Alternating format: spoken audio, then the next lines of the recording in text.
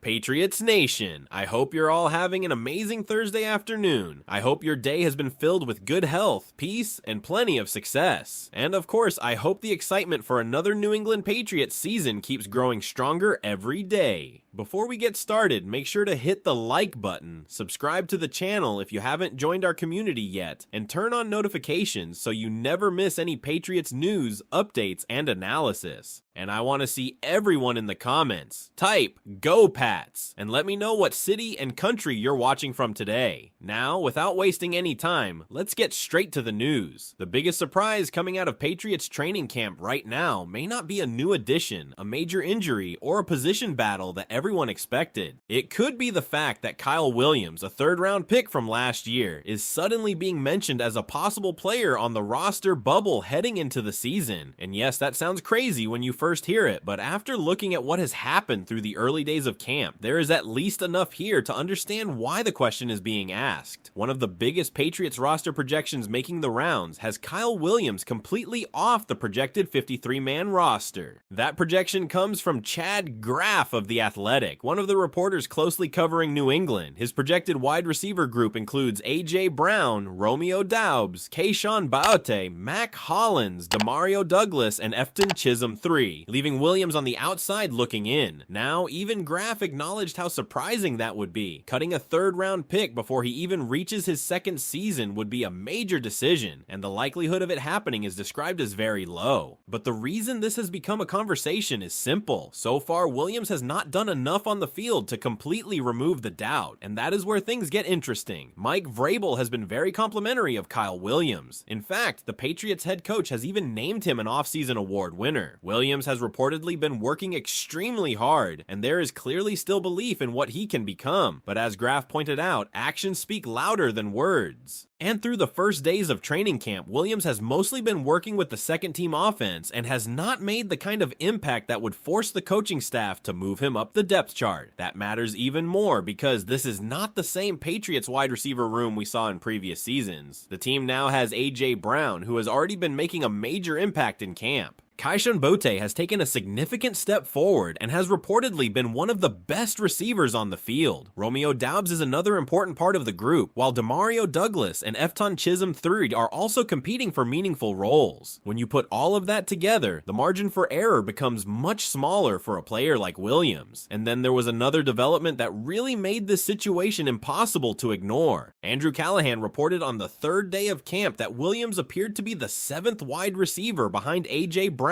Kayshon Boutte, Romeo Doubs, Hollins, Douglas, and Chisholm, with Chisholm working with the starters that day. Williams, meanwhile, was working with the backups. If New England keeps only 6 receivers, that would put Williams directly on the outside. That does not mean he is getting cut. It does not mean the Patriots have given up on him. But it does show that his position on the roster is not as secure as many fans probably assumed it would be when he was drafted in the 3rd round. And there is another part of this situation that could become extremely important: special teams. Scott Zolak has been pushing the idea that Williams needs to become more involved on special teams, but according to the information from camp, he has not even been working with the punt return group. That could become a serious problem if the Patriots are trying to find a way to keep 6 receivers, while also making sure every player on the game day roster has a role, because Williams cannot simply rely on his draft status forever. Last season gave us flashes of exactly why the Patriots were interested in him. There were touchdowns against the Ravens. There were touchdowns against the New York Giants. And there was that 75-yard touchdown against the Tampa Bay Buccaneers that showed the kind of explosive ability Williams can bring to an offense. But outside of those moments, his overall production was limited. Williams appeared in all 17 games, but received only 21 targets. He finished with 209 receiving yards and 3 touchdowns. His average of